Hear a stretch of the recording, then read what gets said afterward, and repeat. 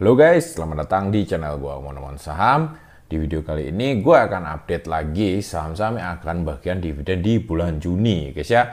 Di bulan Juni ini puncaknya musim dividen nih, guys ya. Di bulan Juni ini ada 133 saham yang akan membagikan dividen. Nah, guys, buat kalian yang baru pertama kali mampir ke channel gua ini, gua kasih tahu kalian kalau gua ini seorang investor yang menjalankan dividen reinvest ya, dimana gua itu fokus ke saham-saham utama atau saham-saham induk atau saham-saham jangkar itu gua mengincar dividennya gitu guys ya. Nanti dividennya gua investasikan ulang ya.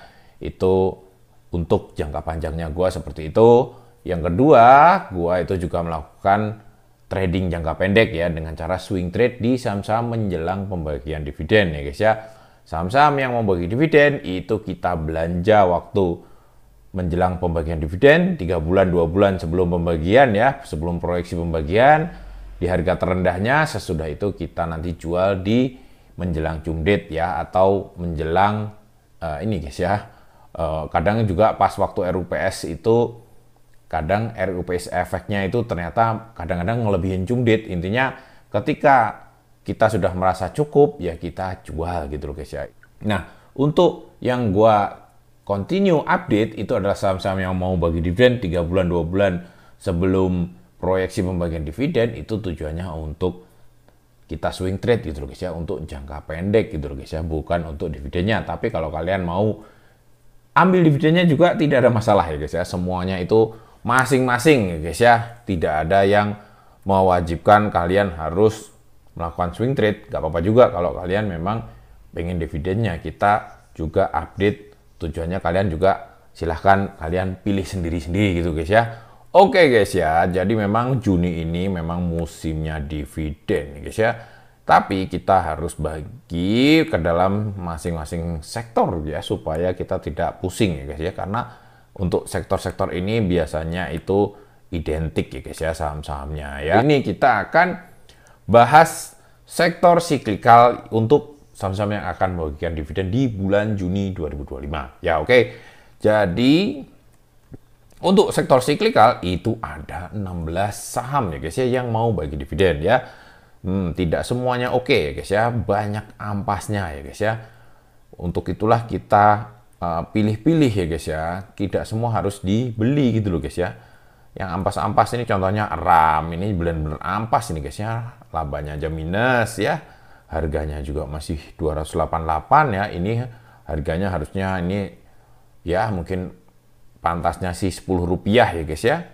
Tahun lalu dia bagi dividen ya 4 per lembar ya. Oke, ini Gema ini juga ya memang secara margin of safety cukup oke, tapi yieldnya kecil-kecil ya, yieldnya kecil ya, ini 3,8 ya.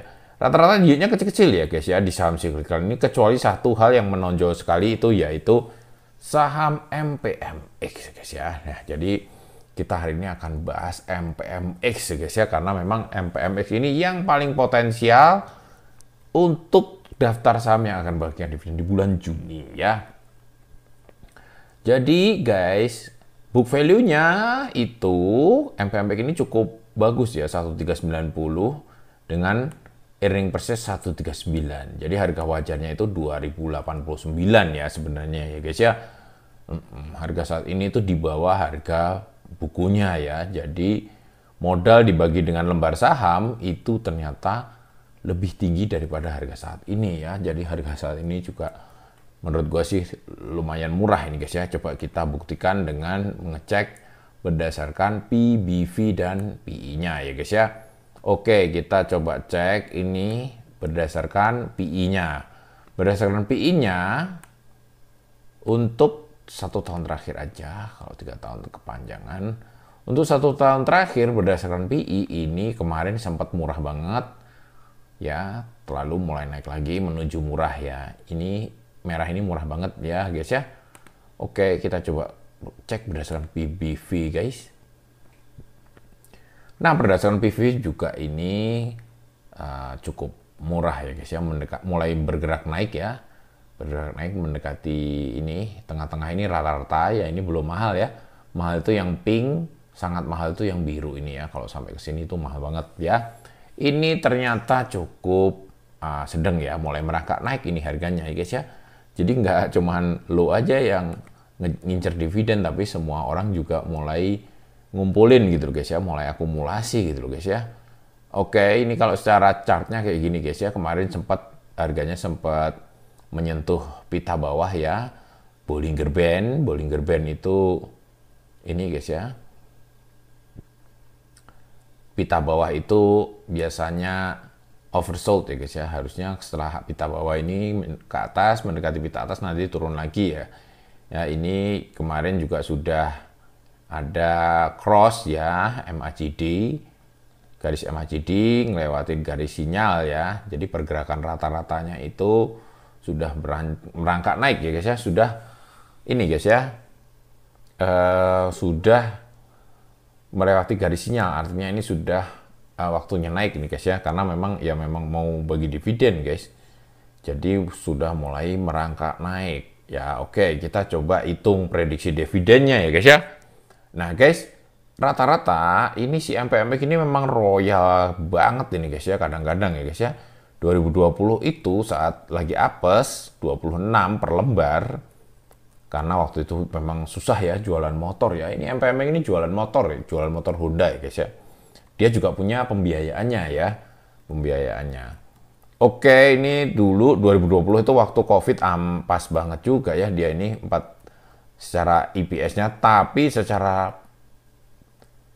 ini guys ya, dividen per share-nya malah gede banget ternyata. Jadi payout rasionya 400% ya. 2021 itu payout rasionya masih sinting nih, 195 ya. 2022 mulai agak lesu ya, 91%. Ini masih gede banget guys, DPR 91% ini lumayan sinting ya guys ya. Ini lumayan oke. Terus di 2023 itu ternyata ya guys ya, itu payout rasionya 97% bagi 115. Nah, di 2024 itu labanya ternyata naik ya guys ya. Karena 2024 itu ini guys ya, mulai mungkin mau lebih bergairah gitu guys ya, penjualan motornya ya guys ya. Ya, jadi ini sering pembagian dividen itu jumbo-jumbo nih guys ya. Jadi ketika EPS-nya kecil, dia malah bagiinnya jumbo gitu loh guys ya. Royal ini si MPMX ini ya guys ya.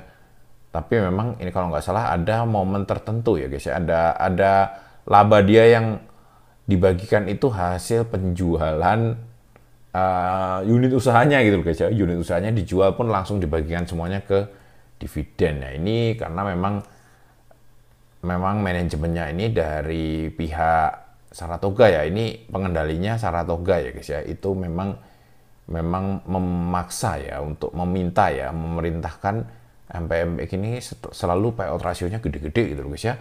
Makanya untuk 2024 ini kemungkinan guys ya, kalau kita proyeksikan terendahnya itu di 132 ya, itu berdasarkan average 2 tahun terakhir ya.